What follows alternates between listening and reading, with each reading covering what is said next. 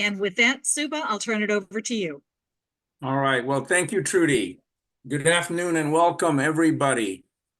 I'm Suba Sadi. I'm a volunteer community ambassador with ARP here in Northern Virginia, Fairfax Station to be exact.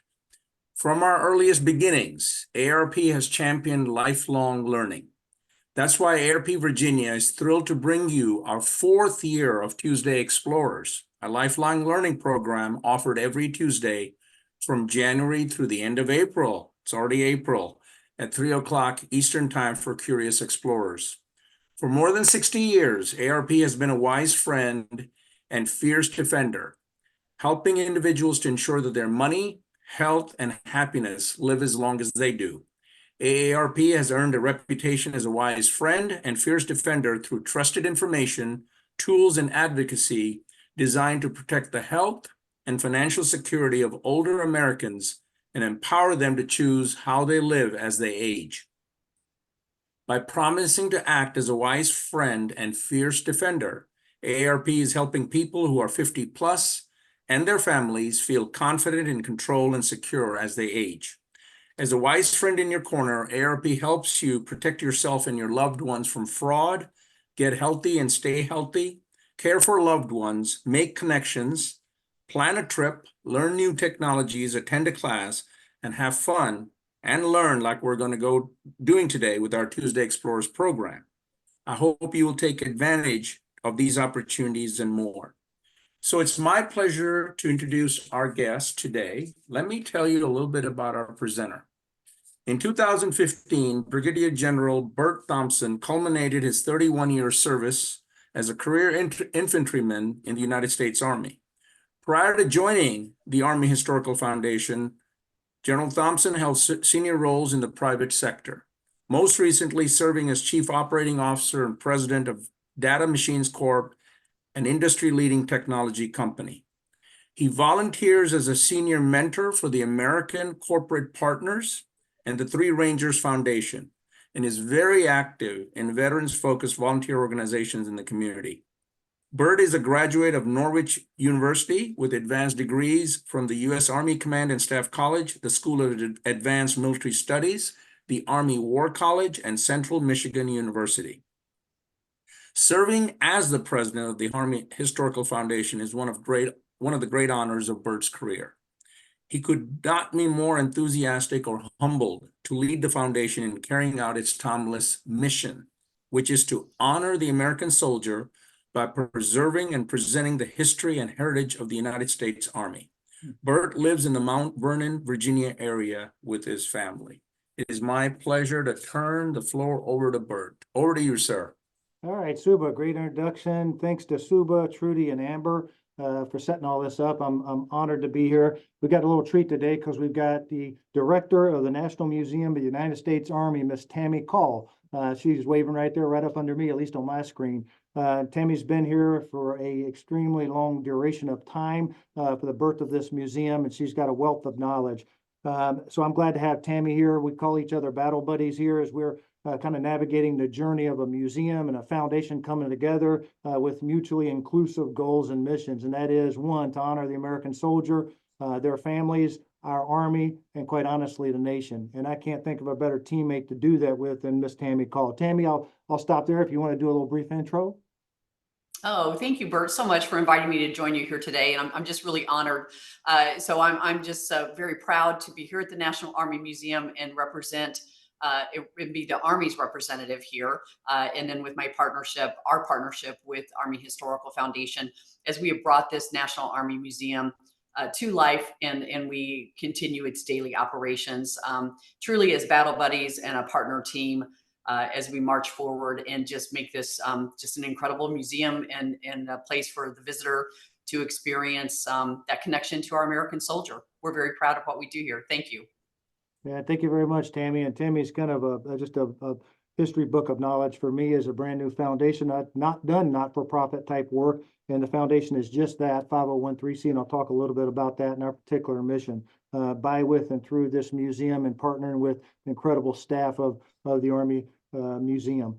I've got a lot of slides. You'll see a total of 80 slides, but there's not a lot of words on these slides. What we thought we would do is just start out with a little bit of the foundation. A lot of you folks might not know a lot about the foundation and why it even exists, what its role was, humbly so, in supporting this museum, and then the way forward, our mission, and then give you a virtual tour. And that's where Tammy will be very helpful. She's walked the halls of this museum and the corridors of this museum way more than I have. But we've got a lot of pictures just kind of give you a taste and kind of really get to satiate your appetite a little bit for coming here. If you've not been to the museum, I highly encourage you to come here. I say this, Tammy's used to me saying this, but 31 years of service in our Army, serving soldiers in combat, and unfortunately having lost some under my command, I consider this place a place of healing. I also consider this sacred ground. Well, Burt, that's Arlington National Cemetery. Well, when you see the artifacts here in this museum, and you just look at their story and the soldiers' stories and how they're told, this truly is sacred ground. So I encourage you to get here at the first opportunity you can. One museum, protect countless stories. That's what it's all about. We are the National Museum of the United States Army. As such, you don't pay to park, you don't pay to get in. So there's no excuses for not coming. So we encourage you to get here. Early origins, this is the foundation now. So the early origins of the foundation can be traced back really, and really the idea for a museum to 1814 in April. It was an interesting time back then because if you watch your history, that's the War of 1812. And, you know, if you want to put it in simple words, Congress basically said, Navy, Army, you need to have a repository, a museum, right? Not using that terminology, but a repository in which to put war booty, flags, you know, trophies of war, whatever that is. And so that journey began. And we jokingly say that it took over 206 plus years for that to actually happen. So we trace our history back to 1814, where Congress put out an edict that you will establish a place in which you will put war booty, or whatever you want to call that, flags, the implements of war. And that's what you see here in the museum itself.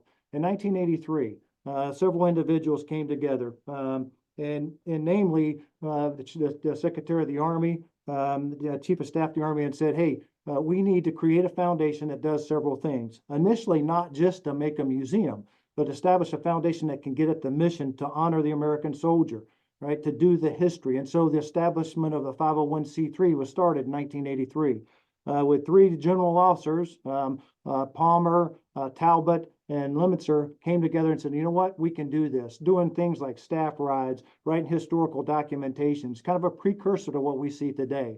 And so in 1983, the Army is one of the services, the only services that did not have a national museum. But wait a minute, Burt, Tammy, there are camps, posts, and stations all over the world that are Army that have museums. That is a true statement. But there was not a national museum of the United States Army like you have today. So it gave birth to the Army Historical Foundation in 1983. Just quickly, our mission for the foundation itself is preserve the heritage of the American soldier, and to educate the future. The educate the future piece is not just internal to the walls, where we do everything we can to assist Tammy and her staff and her educational opportunities here within the museum, but for us, it's beyond the wall of museum. Staff rides to a place like Brandywine, to West Point, to American Revolution Museum. We're also working with the World War II Museum this year for the 80th anniversary of D-Day to help host a staff ride to D-Day. And so the list goes on with some of the things that we've done kind of beyond the walls of the museum itself. And so we're a busy little not-for-profit. You got about 28 souls right now in the foundation that do the dealings of our mission statement. And it's a quite talented team that works by, with, and through in support of Tammy and her mission here in the museum. We like to say that our mission here at the foundation is one of action. What you see in this picture is one of our employees on the right-hand side there. I call her the first sergeant, Kathleen, working with Boy Scouts of America, Girl Scouts of America, Civil Air Patrol, and other organizations volunteer to do several things. One is for Memorial Day and Veterans Day, put flags on the campus, and where you see here is the promenade. And so you'll see a lot of that. So a lot of the photographs you'll see me present today, and what I'll talk about is how we educate the future, how we close that gap between our Army and the nation which we serve, and get folks excited about that. So it is a mission in action. Here's just a continuation of that theme. we're mission focused and mission minded. What we work hard to do is kind of engage with meaningful experiences, whether that's live, hands-on. We did a Civil War shoot last year. This year, we're going to do a modern weapons shoot in celebration of the 80th anniversary of D-Day in September, where we'll shoot World War II era weapons out on a range. This is live shooting.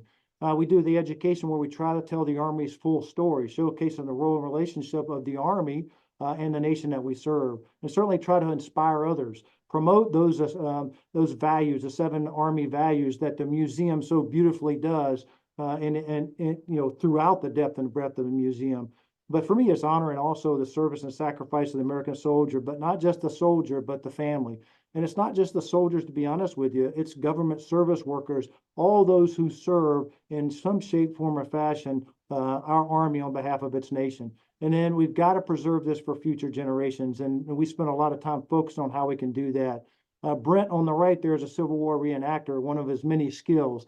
And connecting with this little young man who came in that garb. We didn't dress him up like that. He knew more about Civil War history than I do. And they're beautiful stories when you see them unfold here in the museum. And it happens almost every single day, depending on the era of Army history that we're looking at. Here's another example. This is a premier publication 4 times a year. These young men are reading 2 different issues of On Point.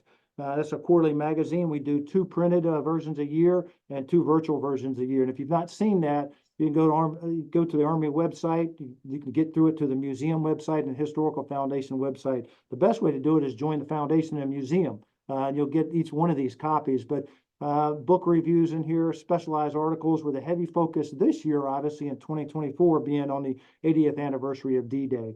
And so there are a lot of foundational resources. We also put out Call of Duty, which is another quarterly magazine that we put out that talks a lot about our fundraising opportunities, some of the things that we're doing in the foundation to kind of amplify what the museum's doing.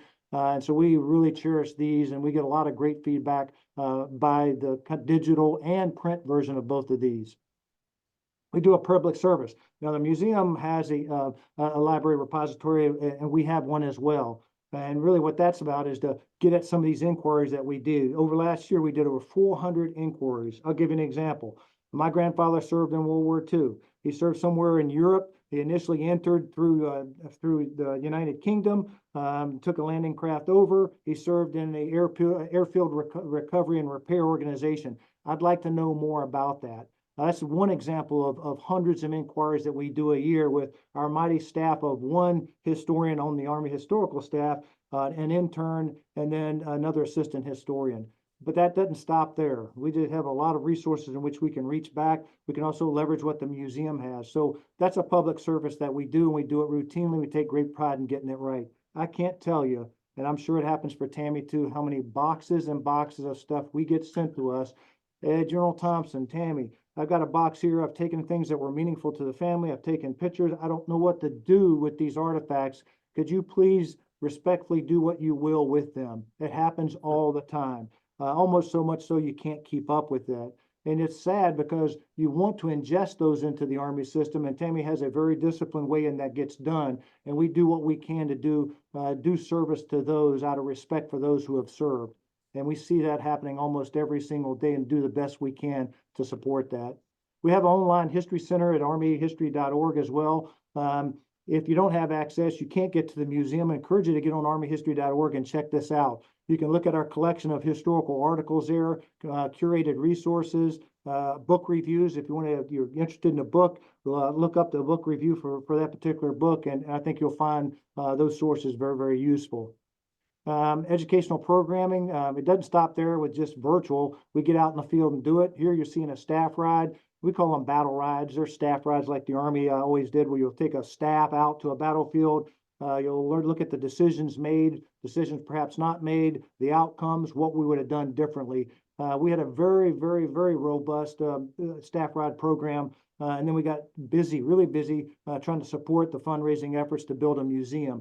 But this program now has kind of re-energized itself, and I love doing staff rides. We did a recent one to Brandywine as an American Revolutionary War battlefield, followed by West Point, a tour of West Point, which that's the first time in my 62 years on this earth I'd been to West Point. And I hate to say it this way, but that place absolutely reeks of history in such a good, beautiful way. And I was just stunned by the history there at West Point and the beautiful campus. We went from there to I've been here several times, American Revolution Museum in Philadelphia. We had 35 souls that joined us on that. And I tell you, that was one of the better staff rides I've ever been on, to include 31 years of active duty doing lots of staff rides. So those are special events. We try to do those as routinely as we possibly can. We'll get into the museum a little bit. So that's enough about the foundation itself. I take great pride in the foundation being good stewards of the museum staff in support of Tammy Call. And you can see that partnership every single day that we're here, whether it's a gala kickoff like we're going to do this Thursday for the 80th anniversary of D-Day, 250th anniversary of our Army, 250th anniversary of our nation in 2026, whether it be Japanese American Nisei exhibit that's going to go traveling for about 5 years starting in 2026. You see that partnership through just about every single thing we do. So Tammy will be able to jump in here, and I'll pause here, but I'll tell you the first thing I noticed about this particular slide. My first approach march, using military terminology, on the grounds and campus of this gorgeous place, it was the building. And I thought to myself, at first, oddly so, why is it shiny? Why did the Army pick stainless steel? And I'll just stop there. But I have been here long enough over the past year to realize how special that selection was and what it means to use a building that's like this. One of my buddies said, "Hey, Burt, the museum looks a little sterile." I can't disagree more. This place is absolutely gorgeous. And the beautiful thing about this particular building, and Tammy could talk for days about this, is every season, every hour of the day, when you look at this building, it was reflective. It's reflective of the terrain and the bluff that it sits on. And I'd like to say it's reflective of the society in which we serve. Tammy, if you got anything to add on this, the building is absolutely gorgeous. Yeah. Thanks, Burt. Yes, and absolutely. It, in fact, to the comment that I see that it looks strong like our Army. Yes, the stainless steel was specifically chosen to not only be reflective in nature and to capture those daily environmental changes that happen with sunrises, sunsets, rain clouds rolling in, sun breaking through the clouds, but it also represents the strength of the Army, the stability of the Army, as we have been the organization that led our nation to its formation. And so it was very specifically chosen to represent that. And it's just one of my favorite features that we offer here at the museum. The facility itself is 185,000 square feet. We sit on an 84-acre campus.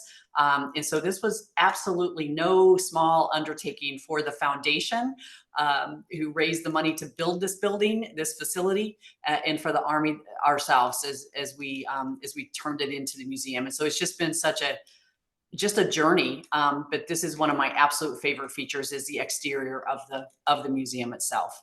Thank you. Yeah, thank you, Tammy. Well said. I won't spend a lot of time on the timeline here, but 83, I talked about that, the foundation itself.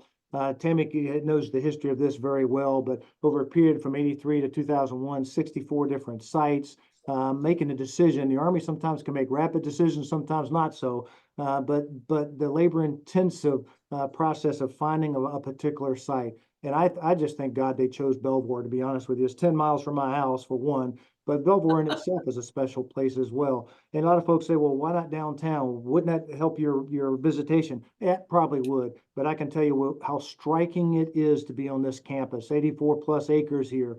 And when you see it, you'll know what I'm talking about. It sits up on a little bluff, the high ground, where the Army Museum should sit on, is the high ground.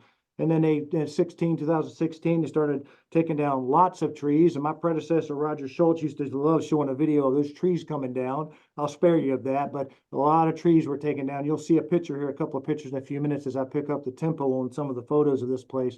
And then 2018, watertight, and they continued. That's when Tammy's making it happen here. We're getting the insides of this thing, the exhibit space, all that done. And guys like me are not here yet in the part of this process, sitting over at the golf course, wondering what happened to the golf course holes that they took away to build a museum. But to see the phoenix, so to speak, rising from the ashes, we could not wait to see what was going to happen here. And to watch this thing growing over a period of time was exciting from outsiders like me. And I know it was exciting for Tammy and Roger and General Sullivan and many, many, many incredible folks who put this thing together. And then in 2020, this thing's handed over as far as fundraising is complete, capital campaign complete. Tammy, do your magic. And it opened to the public. And of course, we know what happened soon after that. We had a little bit of COVID challenge with some impacts on capacity, but that's the general timeline. This is kind of south looking north to give you an idea. When I said trees, there were lots of trees. I don't know if you can see my cursor, but if you can, this was the holes where I was looking kind of actually a little bit farther back here, looking at this thing kind of rise. And so the museum sits kind of right up in here. I'm going to show you another picture from a different angle. So that's your before, there's your after. Now, when you talk about that stainless steel building that Tammy mentioned, there it is. When you look at that particular picture over to the left side of the picture, there's your big, huge exhibit space. And that's about, I guess, represents 85,000 square feet. And then you've got some other parts of this, which are the admin, backsides of cafe. You've got some other stuff I'll show you in the middle there. And of course, you've got the entrance to it in the Medal of Honor Memorial Garden there. But look at the parking. Parking's almost limitless here. So parking's typically not an issue, but the promenade is what's, to me, what's gorgeous. This promenade you see walking from the bottom side of this picture all the way up, and you see about I guess, Tammy, probably just 5 acres or so of a field there. We call that Warrior Plaza. And that's a kind of a racetrack in which you could do formations around. Heck, if you wanted to go work out and run around that, you can. But that field represents 28 tractor trailer loads of sod that went in there. But the campus is gorgeous. You see a lot of trees. You have an opportunity to see a lot of benches. All those things we'll talk about in a minute make this place special. But standing on this campus and looking around is breathtaking. It's absolutely breathtaking. You'll see more pictures of that. Now, this is looking from the Medal of Honor Garden up on the second floor. Actually, I guess third floor of it. And you're looking over the flagpole to the parking lot, so it's the opposite direction. You're looking to the north in what's called Warrior Plaza and Field. This was an over a $5 million project. Fairfax County, state of Virginia, highly involved in fundraising for this. Tammy had the opportunity to host the first Army birthday celebration here last June. And we're doing again, the same thing again this year. Golden Knights jumped in. As a matter of fact, last year, the Army kind of unveiled its new light tank-like version of the tank called the Booker tank, the M10 Booker. And so that was really, to me, an exciting thing for us to do. Celebrate the Army's birthday on these sacred grounds. And so we're really looking forward to June of this year, the celebrations we'll do here on the foundation or on the grounds. This is another shot of the museum from the promenade area. As you can tell, the landscaping's beautiful. That represents about a 3, maybe I guess 4 years worth of growth on those trees, but it is absolutely beautiful. And you'll see some of the stuff I'll point out here in a few minutes. You're seeing, again, a little bit closer view as you're approaching, you're doing your approach march up to the museum itself. You can see every angle that you've got is absolutely gorgeous.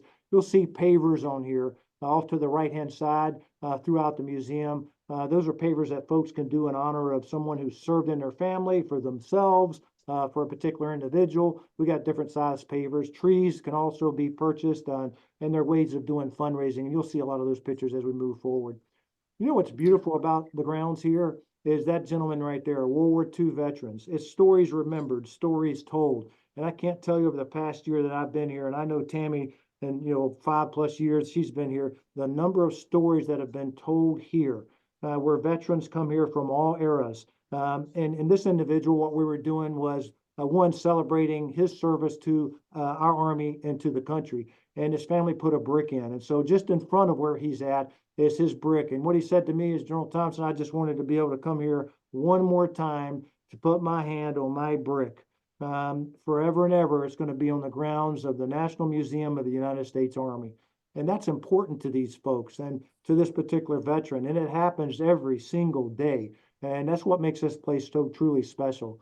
And there's hundreds of examples of that. And there's lots of ways. This gentleman, World War II veteran, and his family there who put the brick in for him, the paver in for him, is pointing to his. And again, we don't have a lot of World War II veterans that are remaining with us. And so we really put the red carpet out when they do come here. And this is really, really special.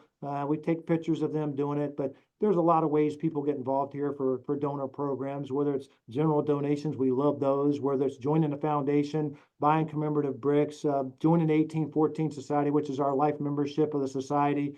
We've got different societies like Lexington Concord, the beginning.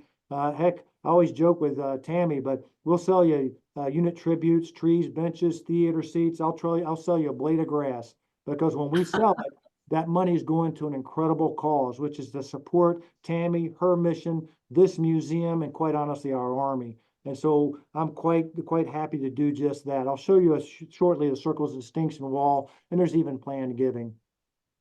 There's just a close-up view. Won't spend a lot of time on this, but these are the examples of the pavers on the ground.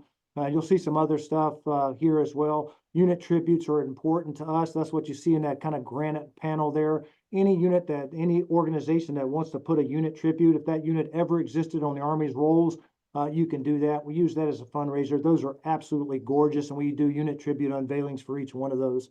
Another good example of the type of unit tributes along the promenade walk. These are gorgeous. They get a lot of attention. Folks read those, and they often come to me and say, General Thompson, how come the 75th Ranger Regiment's not there? Well, because 75th Ranger Regiment, or those who served, didn't buy one, quite honestly. And that's how it works, where they can work with our staff to put a unit tribute there, and we've got a good quality control, check and balance, where we keep these things kind of pure. We want them to look a certain way, and as you can tell, they're absolutely beautiful. We always joke is, what if we run out of wall space to put them? I told Tammy I'll get permission from her to build another wall. So we're going to step inside the museum. One thing I'll highlight here, though, I didn't know this until Tammy told me this when I first got here. Burt, these individual pillars are made out of stainless steel. They represent soldier stories, unique individual soldier stories, regardless of race, color, creed, religion, background. These are their stories told in their words. So you're escorted inside this beautiful facility by soldiers who served, in all eras of our history. And then, oh, by the way, you get in, you're inside the museum, you're going to be escorted as well. So we'll step inside. When you look at this, this can be confusing, but this is on the first level, but it actually represents multiple levels here. You walk into the main entrance. It is an absolutely beautiful, you'll see it in a minute, lobby area. And we'll talk about that in a few minutes. Where you see number 2 here in the center, the dots, I call that the platoon of soldiers greeting you, telling countless memorable soldier stories. It never ends. That is what this museum is about. And the last several here, those rotate. Stories on the back of those stainless steel pillars rotate to tell even more stories. Soldiers' creeds up here on the main wall. And then from chronologically, from where you see number 5 all the way to number 10, are some of the exhibit space. And then 11 is my favorite. And I think it's probably one of Tammy's favorites too, because how you can leverage that space. Number 11 is Soldier and Society, that entire area, the nexus between our Army and the society in which we serve. And that story is told so very well in that particular space. Up here at 15, 15 is what's called the Army Action Center, call it virtual reality. For the circle in number 3 is a beautiful theater that we have. 14 space is where our cafe is. The 13 is our retail store, and you'll see pictures in a minute of this. And then we've got experiential learning, the number 12. But I tell you what's absolutely gorgeous is when you step into the lobby space itself. And that's the campaign wall representing 190 campaigns that your Army has been involved with, and it's almost 250-year history. But you can tell that's a very popular place to get your photographs taken. It is beautiful, and you'll see a bunch more pictures there. Tammy's got a team, an incredible team, paid team, but an unpaid team. 400, I don't know what the count is, Tammy, but about 400 plus volunteers that represent docents for one, like this individual here who happens to be a veteran. Many of them are veterans that volunteer their time, countless hours and hours of their time graciously spent educating those who come through that door. Look at the audience here. The future of America, the future generations. This is one of my favorite pictures. Other than that's an incredible human being as far as a volunteer. But we also have volunteers that volunteer their time to do other things than docent, and they all work for Tammy, and we represent them and honor them once a year here. And I'm humbled to do my part to help Tammy represent those and honor those particular volunteers through doing a volunteer breakfast. These people are extremely special, and I don't know how Tammy would do it without them. Tammy, I don't know if you want to comment on these credible humans. Yeah, it's absolutely incredible. We could not do what we do without them. We are open 7 days a week, 364 days a year. We were only closed on December 25th. And these docents and what we call our volunteer ambassadors, they are in blue polos. They give us the equivalent of 13 to 14 full-time additional employees. Every single, I mean, they are just amazing. They come in, they actively volunteer. They are so knowledgeable and passionate about Army history, the visitor experience. And they just allow us to do it. We could not do what we do without them. And I tell them that all the time. I'm just so very proud of our volunteer corps. Yeah, thank you, Tammy, and I agree 110%. These campaign ribbons kind of on the ceiling when you walk in. What I found most striking about this, and I don't know who had something to do with this, it was probably Tammy, but this is absolutely beautiful. The lighting of the museum, both external, and I talked about that, the natural lighting that occurs external, but also internal, where everything can be controlled. So when we do our special events, and Tammy graciously lets us use the space for fundraising events, as a 501(c), I can't tell you how absolutely stunning the atmosphere is, and you'll get some better pictures of that. But these represent the 190 campaigns and campaign streamers that your Army has participated in. And this open foyer space is, I guess, about 8,600 square feet. These are illuminated glass panels. When I say illuminated, they can be illuminated, and they're strikingly beautiful when you see it. And you'll see engravings in the back of the wall, and as you saw that earlier. But there it is. This is very popular, right? Folks get here and they see the Army's emblem that's there, the 21-foot Department of the Army seal that's sitting on the lobby flooring, and literally the flooring is self-reflective. Now, what's interesting is that wall there, black granite wall, those campaigns are engraved. You notice we have space at the bottom. Hope we don't have to use it, but I'm quite certain we probably will. But that is an absolutely beautiful campaign wall, and it's very popular. Tammy hosts all sorts of retirement ceremonies, promotion ceremonies, re-enlistment ceremonies, right there in that particular space. And we could bring in over 300 folks in here and do full 4 or 5-star dinners in here. And oh, by the way, we could set up a bar and have a liquor license here. We can transform this space into something very special, and you'll see some of that in the following photos. Now, this is black granite wall, but what's different between this one and the previous one is this is our Circle of Distinction wall. To get your name on this wall, all you need is a mere $50,000 to enter at the 1-star level. To get up to where the Association of the United States Army is, that's over 40 million. So if I got any takers, just let me know. I'll give you my email address and we can make this happen for you. But all kidding aside, the folks and the organizations on this wall and those that they represent that aren't necessarily on the wall, the individual givers, we could not do it without them. The foundation couldn't have done it without them. And quite honestly, they keep giving. And it's through the graciousness of folks and organizations like this that really allow us to do special things on behalf of Tammy and this museum. And we're quite proud to do that. And so this one constantly grows, but these aren't engraved. These are actually, it's really neat to watch how this is done. If I need to replace the 2-star panels, I can come in, heat that up, pull those off, and in a matter of 45 minutes to an hour, I can have the brand new names back on the wall. Thank God for that, because I'd be broke trying to pay for etching into the granite itself. But this wall too is stunning, and you see the reflective nature of everything that's here in the museum. Here's another example. These are one of those example of honor flights that come through here pretty routinely, and I love doing honor flights. I know Tammy does, and if both of us can be in a building where this goes down and happens, which we typically are, it's a red carpet treatment for these folks that come all over the United States.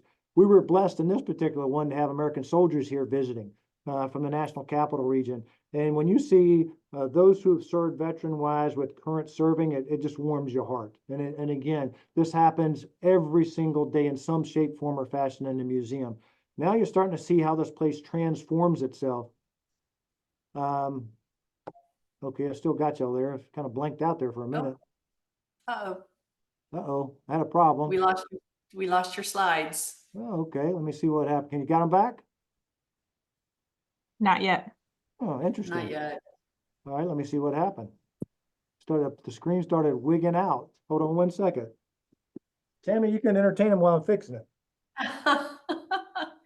Well, let me just go ahead and add while I've got you all held in attention here.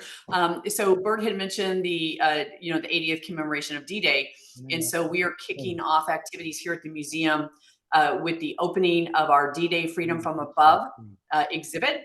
And it's an augmented reality experience, but also what I'm so very excited about is that there were 4 Medal of Honors that were awarded for actions on the beaches on D-Day. And for the first time ever, we have all 4 of those medals on display. We just finished up this afternoon. They're in individual cases.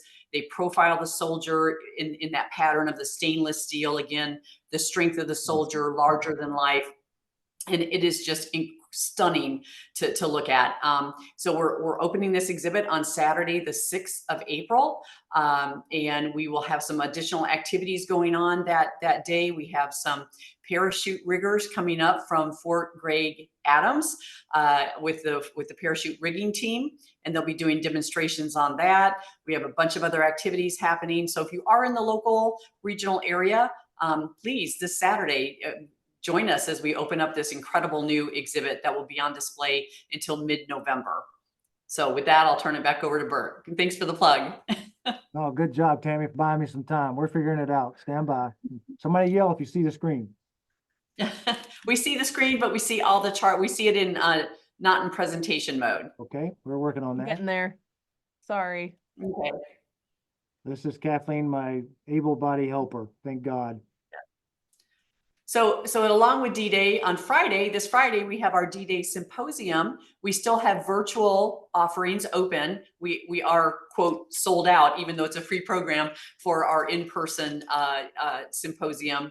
But please go to the museum's website.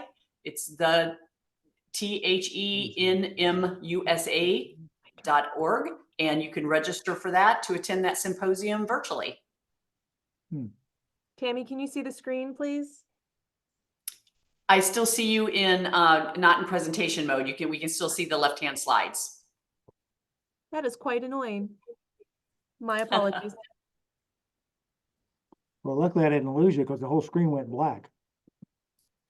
Well, yep, we lost your slides.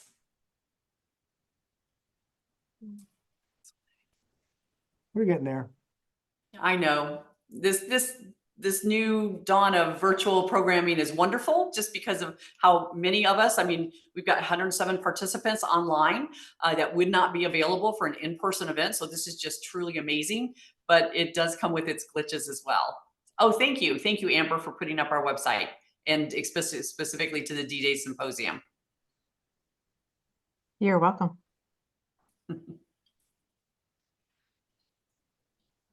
Let's see, I can go ahead and fill space. I can fill airtime. Oh, here we go. Here we go. Oh, you're back, Burt. All right, good. I can thank Kathleen for that. So good now? Still good, Tammy? Yeah, you are good. All right, perfect. Good. Thank you very much, Kathleen. All right, we'll pick back up again. Thanks. We didn't even rehearse that, Tammy. Thanks. Okay, so good. You still got me. Okay, what you're seeing there, I left off on this particular slide is the space. That's one of our many social events that we do here. Again, I mentioned Thursday we're doing the same thing for 250, I think it is now, Tammy, participants in the 80th of D-Day kickoff and a special exhibit. I love doing these. We try to do these pretty routinely. Every major event, we try to kick off with some type of a gala or something and make it special. It gives me a chance to talk to folks that want to continue to support us, and then for Tammy to show this beautiful facility off. We talked about spiritual learning just a little bit. You know, what's big now is the G-STEM. You know, you got to have the youth and give them something to do. And so working things like center of gravity, balance, load balance, they can do that at Spiritual Learning Center. And we don't do scavenger hunts here. Tammy would tell you that. We do reconnaissance missions, and folks do that all the time. You can fly a UAV, you can run mission planning, you can do all sorts of engineer, build a bridge. Kids love coming here, building a bridge. And I think they build them just to watch the truck crash. But the hands-on nature of this is absolutely incredible. This place gets extremely busy. Teams can come in here and do team building events as well. Here's another example of some of the kids getting at it, doing mission planning, trying to tie them into geography, kind of nature of the world, the nature of events that happen out there, give them a little bit of flavor of combat outposts, and they can do digital coloring and whatnot. So that's a beautiful space. Soldiers Gallery, remember I told you you're escorted by soldiers in, and you got a platoon of soldiers that greet you with the Army, the Soldiers' Creed there. That's a good example of that. Again, very stunning in transition from space to space. Here's another example of a family enjoying just one of countless stories that are told here in the museum itself. Again, it continues on. Here's an example I mentioned to you earlier. I don't know, it's like every 30 seconds or so, these will actually rotate. So these particular pylons will tell additional soldier stories. And you can also upload your particular soldier story in our soldier register we have here. And you can look back into, on the right side of that, back into the campaign hall and see the campaign streamers itself. Army Concourse, you know, from left to right on the far end of the building where the exit sign is they have Forging a Nation. And then sequentially, chronologically, the exhibit space runs to your right along the main concourse area here. And again, this in and of itself is stunning. And just the scale and scope, and the ceilings, I don't know how they are, but very high. So you get sucked into the vortex of this incredible exhibit space. Here's another example. Here's one of the little touch screens that you can do soldier registry. You can't get lost in here because there's touch screen maps all over the place. But everywhere you look, and I think it was designed this way, something is going on sensory-wise. Whether it's videos changing, videos being played on the walls, there's a lot going on. So you just can't come here for a quick 2-hour visit. You got to spend a little bit of time here. Example of a touch screen there, where you can kind of find the map, kind of plot your journey out for the time that you're in the museum itself. Just an example of some of the macro artifacts here.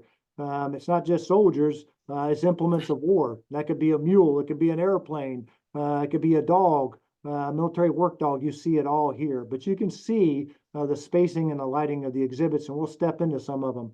Humvee #1 from AM General there. First Humvee off the line. When I came in the Army, we still, and I think Tammy as well, we still had the Willys Jeep. My first career, I'm driving the Willys, but I remember when the first Humvee came. Very, very, very interesting time. From Cut V to Humvee to some of the advanced vehicles we have today. One of my favorite spaces. I call this the immersive place. If you've been to Disney World and you've been to Ant Hill and that place there where it spits water on you, ours doesn't do that, but it shakes and moves and wind happens. This is, we got an immersive, fully immersive mode in this, and a not so immersive mode if you don't like it. But this is almost 360 degree, and we play for noble deeds in here. The life, the living the Army values. 13 minutes of an all-encompassing video. I've watched this probably, Tammy, I don't know, in a year 60 times. I know she's watched it hundreds, if not thousands of times. But at 300-degree screen with sensory elements of sight and sound and movement is stunning. And you really ought to see that. I wish we had some means of playing it here, but that makes your trip worthwhile and sets the condition and tone and tenor for the rest of your visit while you're here. Army and Society. It's kind of what we mentioned earlier, the nexus between the Army and the society in which we serve. You could spend literally a half a day in here, and this is an absolutely beautiful space. Good example there, the Wright Flyer. You'll see these kind of full life figures. We call them live cast. Not all of them are live cast. Orville Wright, the first lieutenant mishap, who died in aviation mishap, is there. We didn't sculpt that off live, folks, but they're life size. And then the first helicopter to take blood plasma. I think that, Tammy, was the tail end of World War II, but you've got it all here. What I like about this exhibit space is the Army's contribution to the advancement of technology in support of our society. I spent 4.5 years in Alaska. In order to get there, I had to drive the Alaska-Canadian Highway. Well, guess who built that? Your Corps of Engineers, your Army. Panama Canal, done a lot of time down in Panama. Well, guess who was involved with that? So there is not a segment or sector of our society today that your Army has not touched in some shape, form, or fashion. And quite honestly, I'm proud of that. And that story is told here. Founding the Nation Gallery, this is one of the first ones. This is where it starts at the beginning chronologically as it works its way through. Those are the building blocks of an army. That's a three-dimensional kind of view of that. The way I equate most of these exhibit spaces, go to the left when you walk in, and it works clockwise, chronologically, from left to right. At least that's been my experience. But you can't forget to look up and around, keeping your head on the swivel. And then also notice certain themes that Tammy and her team built into this beautiful museum. Things like advancement of technology, soldier's load. You know, what did the soldier carry from the beginning of our history till now? How did that advance? Sometimes guys like me with broken backs doesn't seem like it's advanced too much because it seems like it's gotten heavier and heavier. What about engineering? What about chemical? What about biological? You know, what about uniforms? And so you see those themes carried throughout as the building blocks of an army to current times. And it's stunning how they've done this. You'll see little mini dioramas here at Fort Knox moving the cannons to the outside of Boston for the besiegement of Boston. You'll see video streaming that help tell the story. So everywhere you look, you see something meaningful that will catch your eye to tell that particular story. Here's an example of the life-size cast figure here. These in and of themselves are stunning. I'll show you some of my favorites as we get through that. But you can look as you're working through this museum, the lighting, the angles, the artifacts. Tammy, you could talk about this one. This one goes back to really when the Army was told to establish a repository in 1814. I don't know if you want to comment anything on this. This is a beautiful artifact and one of our older artifacts.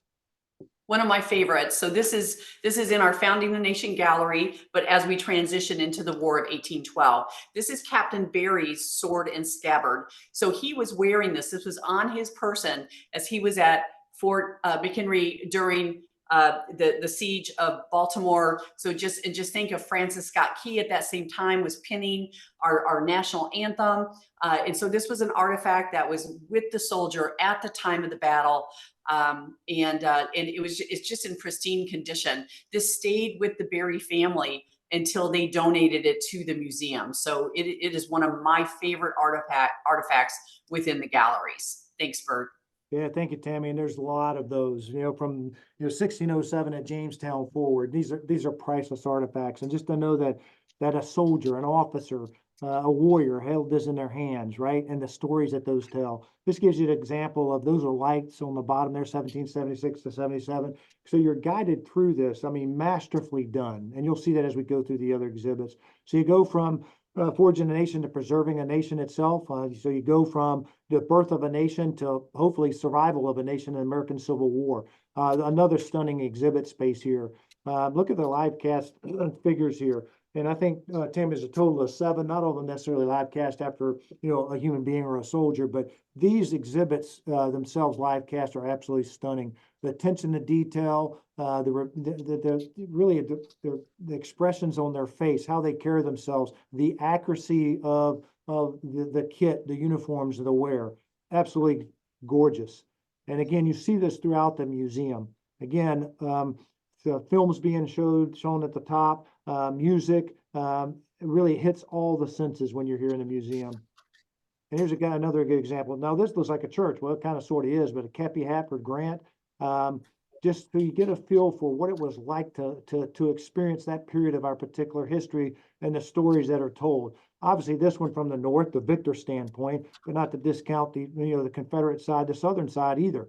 But those stories are told throughout the exhibit space. You move from there to the nation overseas. A lot of folks forget that from the American Civil War to World War II, we were extremely busy in the history of our nation. And we didn't do it just here. We wasn't a nation of isolation. We contributed overseas quite often. And that's what Nation Overseas Fighting for the Nation talks about in and itself. This is one of my more favorite exhibits. I love them all. But in particular, I like this one. The FT-17 tank on the top. One of the original FT-17s. Tammy can tell this story a lot better than I can, but what I found fascinating about the museum is that the museum in some ways was built around some of these critical artifacts, some too heavy to use a crane to lift in. So you emplace some of those and then you build your museums around it. I had no idea until I walked around. You can see where that's occurred with many of the exhibits, because some of these exhibits are rather large. And then, of course, the World War I story told here. I don't know if you want to amplify on any of this, Tammy, but what's amazing, what Tammy's managed to do with folks who come visit this museum, and we find that they have a tie to the exhibits. They can actually tell and amplify the particular story, in this case of the exhibits that you see here. I don't know if you have any comments on either one of these, Tammy.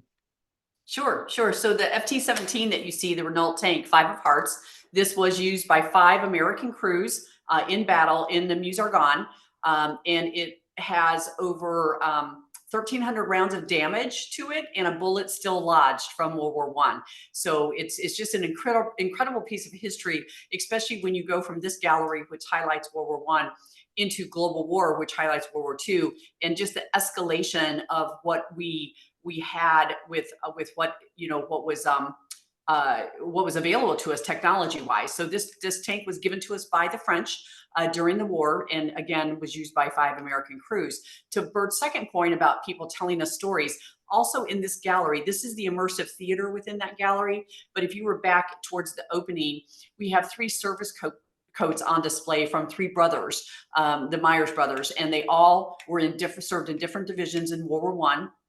And they all survived and they came home, which is an incredible story in and of itself. However, Frank Myers, one of the brothers, had his only child when he was a little later in life. And she visited the museum and she came across the coats and she was just astounded to see her father's service jacket and her uncle's. And then the rest of the story that she shared with us was she had their dog tags. And so now we have their dog tags on display. She gave us letters and photos. And the really coolest part of this story is that when those brothers returned from the war, they pooled their $500 each dollar stipend and bought their parents a farm in the Pennsylvania area. And it's just an incredible story and one that we are so proud to have on display. But we hear this all the time. We get more information about a soldier that we talk about, because again, the way that we tell the history here is through the voices and experiences of individual soldiers. And those soldiers continue to have families that come and visit us, and are amazed that we're telling their dad or their brother or their mom's, their aunt's story. And it's just incredible for us to do that. Thanks, Burt. Back over to you. Yep, thank you, Tammy. And I'm trying to answer some of the questions that I'm seeing. So Good. hopefully keep Yeah, us and you up. yep, and you can see in the center there the dog tags that Tammy was talking about, the bottom right photo there. This is really a stunning exhibit. Now you move into the global war. And again, World War II is a kind of incredible part of our history, just because of scope and scale. And you can see that the size of these galleries are based on the commitment of national treasure, the commitment of the war effort itself, and the global nature and scale of it. And so that's very obvious to you when you enter the Global War Gallery. To me, it's absolutely beautiful. That's an LVCP, or LCVP, Landing Craft Vehicle Personnel, Higgins boat. When you see those figures there, that rifle squad coming down the cargo net, those are life size. Unbelievable. And people say, well, Burt, how come you allowed the Navy and Army Museum? And Tammy and I joke about this a lot. Well, it's not nearly Navy. If you look at very closely at the crew of the landing craft vehicle personnel, those are Coast Guard crew. And same thing with PA-13. And Coast Guard also manned troop transport ships as well during World War II. So we'll allow Coast Guard in here, just not any Navy. So go Army, beat Navy. There's a close-up example of that, but look at the attention to detail of this. Could you imagine being one of those soldiers in a kind of a bobbing sea on a side of a troop transport? I mean, again, it allows you to immerse yourself into it and kind of feel kind of what these soldiers were feeling and experiencing itself. Interesting story here. I won't spend a lot of time on this, but the Sherman tank has some history to it. Found in Germany, did a little research and realized, holy smokes, the Battle of Bastogne and the breakout of Bastogne from the 4th Armored Division, think General Patton, this tank was there.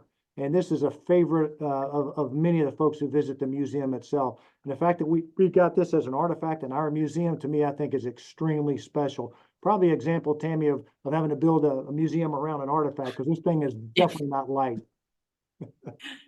Yeah, so we have 4 macro artifacts. This is one of them that were lifted and placed by crane before the walls started going up. And so we had put their support systems into the floor of the museum. We lifted them in, placed them. Then we put shelters over them to protect them while construction was going on around them. And this Jumbo Sherman, the Cobra King, such a historic vehicle. And people get very excited when they see it on display here. And so we're just so proud to have it as one of our major artifacts. Absolutely beautiful. Here's an example of kids that also get as excited as Tammy and I. You know, we're excited, but folks who come here, this young man, again, an example of knowing more about history than sometimes us as adults. But this is the multi-generational aspect of it. And so this young kid was excited about it. He connected with one of our docents here, which told the particular story. And this young man has a smile on his face, and he was bebopping throughout the entire museum. But his thing was World War II history, right? And so you see that. And that's what we're after, right? It's a good example of how special this place truly is. Then you rotate from there and then go into the Cold War Gallery itself. My first tour in the United States Army was in Korea, so this one kind of hit home to me. Not much has changed in Korea. Well, it's built up now, but the place is cold. There's lots of mountains, and it's tough. It's a tough place to be assigned. And I was there as a young lieutenant in 1984, and so I like this era of history. So this is a pretty special, because I'm a Cold War kid. And also I served in the Army during the Cold War, and we'll talk about that. So you're starting to get into things that I'm familiar with. Willie's Jeep, the 50 caliber machine gun. Heck, we're wearing some of the same equipment today that we wore back in 1950s. And you're starting to see now kind of really the heavy hitting technology aspect of this, whether it be infrared scopes, taking the weapon systems and that technology to get a tactical advantage.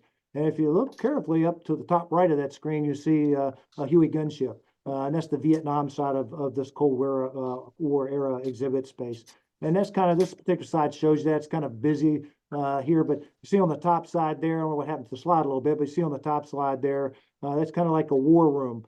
Cold War, think of, Germany, the Iron Wall, decision making, going to local, deploying to local dispersal areas, not knowing what's going to happen with the Iron Curtain. That's what the exhibit tries to get at itself as you kind of roll in through the Cold War itself.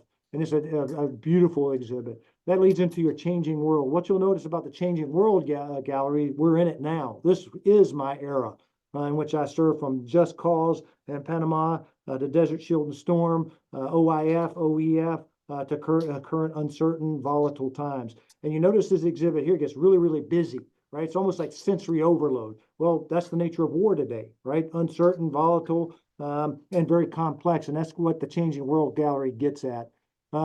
This is Alpha Troop 37 Cav. So if you think the Thunder runs into Baghdad, this is a Bradley Cav vehicle. The interesting thing about this particular vehicle, twice now in the last year, as I was moving around and touring some groups, Clay Lau, Colonel, United States Army, he was the commander of the outfit, and this was one of his 4 vehicles that he had in his particular platoon, and then additional vehicles in his troop. And so this was one of his vehicles. And what he made a comment to me is, Bert, it looks exactly like it was when we had it in the troop. A testament again to Tammy and her staff, who it's just the absolute attention to detail to get it right. And this is just a picture. When you stand beside this, this thing's behemoth. It's huge with the applique armor on it. But again, in this particular exhibit space, you see how busy and how complex it is. But don't forget, I talked to you about soldier load. I talked to you about technology advancement. I talked to you about medical. I talked to you about logistics and how you get an army to where it needs to go. This is a very special exhibit. This also gives you some examples of that. We've got everything from pieces of the aircraft that hit the Twin Towers. You got one part of the exhibit that shows you how logistically you get there. This particular part here, though, is very touching, especially for soldiers I served with. And I've seen kids, or say kids, young men, women sitting here getting emotional when I've seen tears in their eyes. What you can't see inlaid into the floor here is examples of improvised explosive devices. Some kids have to turn around and walk away. But this is a playing film here of what happened with the Twin Towers and the Pentagon. And then off to the left side, you can't see it as a screen in which you've got real live footage of improvised explosive devices going off real time in Afghanistan and Iraq itself. And again, very emotional, this particular exhibit space, especially with folks that have served there currently. Super Safer 61. This was actually an engine for the UH-60 from Black Hawk Down. What's interesting is what I guess it would be about 20 years later, they recovered this particular engine. My understanding is they have other aspects of that Black Hawk down at Special Ops Museum down at Camp Liberty. This gets a lot of attention too, just with Mogadishu, the Battle of Mogadishu, how that went down, the fact that we've got one of these key artifacts in the museum itself. Now, that's the exhibit spaces per se. I'll quickly go through this in the spirit of time here. Just hit some of the other stuff. This is our Army Action Center. The foundation kind of runs this. Tammy gave us some space here to use. We've got 3 different virtual reality machines in here. One's like a pod, an aviation pod. Another one's a vehicle on complex terrain. And then you got a defensive shooter one. And it allows the young, well, not just really young, but old too, to come in here and experience one of those rides. And we like that. We're doing some upgrades to this particular space itself. There is a museum store, retail. We run that as well. And then a cafe that's in there as well. The cafe not only feeds our staff, but the way to a soldier's heart's through his stomach. And so we've got incredible food. But the real secret sauce to that cafe is the fact that we can feed hundreds of folks full-plated meals on special events. at the museum. Typically, those events happen after 5 p.m. When the museum's closed, and we can host all sorts of activities. And it is endless, the types of activities sponsored here in our museum. Veterans Hall is a special place. We do all sorts of symposiums here. We also did our annual meetings here for the foundation. So we have a board of directors, and then we do annual meetings. This is an example of one of those annual meetings. That's General Shinseki, the chairman of our board, presenting his comments during our annual meeting several years ago. That was in 2022. So we use this space for a lot of different activities. To include Tammy and I, we do our all hands meeting where the foundation staff and the museum staff come together. We give them updates. We do our Christmas parties in here. I think this is a very special space. So you get some more examples of round tables, square tables, however you want it to be set up. This particular one, we were doing historical genealogy. And on the back wall, veteran service organizations, veterans organizations can be part of giving to the museum itself. And so there's a chance for them to kind of be part of that campaign. Mary White, who did We the People, 50 beautiful watercolor portraits that we had on display here in our transitional space. She did a special watercolor event for folks who signed up to do that. That was an absolutely beautiful display. And that space, we're getting ready to see it once again in its glory Thursday, and then on Saturday when we open it to the public for the celebration of the 80th of D-Day. Some more examples. This is a Medal of Honor experience. So fully immersive here where you could trace any of the Medal of Honor recipients. Special space here, quite honestly. When you honor a Medal of Honor recipient, it typically starts out at the White House. We like to say it ends with us because forever we etch their names in black granite. You'll see that in a minute. But these pylons, you can do virtual, learn all you want to learn about Medal of Honor. This is a stunning space here. This is a Medal of Honor garden. We've had everything from quintets to little mini bands to stand-up social events here. Off the left-hand side of that picture is where the names of the Medal of Honor recipients are engraved. And I had the honor to attend one of those recently, and it's just a beautiful event. This is a stunning space in and of itself. There's another example. Now you're looking out onto the Warrior Plaza there. Young lady to the right there is reading one of the many panels that are there, the historical panels. So you can see the absolute beauty of this place. And that's the entrance there where the American flag is flying. Again, there's the names etched in stone of the Medal of Honor recipients, over 4,000 of them etched in stone here. And notice there's room for more if needed. But again, very, very somber space, very honorable space, very pristine and to me respectful place. And we do a lot of nice events here. So this is really, it's sacred ground. There's definitely sacred ground here with the ultimate sacrifice that these folks have made on behalf of their service and their country. So what's next? There's a lot going on, not just with Tammy and her crew and what she's got going, but what we try to do is enhance the campus here. One of those projects is a memorial garden. That's a $5.1 million project just to the left-hand side as you get you enter the museum. We're fundraising for this now. And this is the near ground here on the front side of that is at ground level. And then it goes 3% incline as you go to the high ground. The high ground is represented by 7 granite stones. On top of that, boots, a rifle, and a helmet with the 7 Army values listed.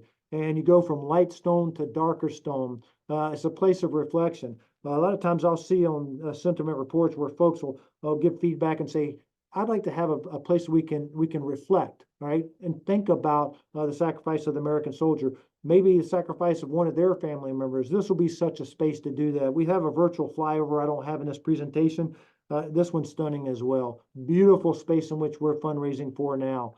And this is a very exciting project. Another view and aspect angle of that. You'll notice where you've got access here, where you could have the old guard. You could do ceremonies here, and the lighting at night is just as gorgeous as it will be in the daytime. And again, we're working this one really, really hard. Over half the project cost of this is the granite itself, which is beautiful in and of itself. You'll notice the kind of arrowheads kind of drawing you into, that was all deliberate. The Army fights its tactical formations in a team and squad in a wedge formation. We wanted to carry that thematically through the exhibit space itself. And that's it. We could have put thousands of more photographs. We could have talked for hours more. But we just want to give you a little bit of a snippet, both Tammy and I, on how special this space actually is. And this is a good picture of how this place transforms at night and how reflective it truly is. But I would like to say, and I'll give Tammy a chance to make a comment here, how truly special this place is. And I thank God for people like Tammy, her staff, Roger Schultz, former Army Historical Foundation staff, Army elements who worked from civil military history to the Army staff, who had the idea, who put in the countless hours and dedicated and were committed to making this place happen. And I just highly encourage any and all of you, if you can possibly come here, you'll have my contact info. Reach out to me, reach out to Tammy. We'll greet you. We'll give you a tour. We'll make it special, but it won't be hard. It's not hard for us to show you how special this place truly is. And I consider it an absolute blessing to have the job that I have after a 31-year Army career, to talk about this museum, to work with teammates like Tammy and her crew, and really to welcome folks to sacred ground. Your United States Army National Museum. Tammy, I'll turn it over to you for any closing comments. Oh, thank you so much, Burt. And, I'm checking out the comments here and some folks that have visited the museum. That's just so incredibly kind to hear about your experience and how much you appreciated the museum and the stories that we do have. And, it really is amazing to me that the way that we connect to the visitors and the emotional experience that they have coming here. Because whether they know a soldier or not, and as we all know at this time in our history, across all services, American citizens have the least connection to a service member.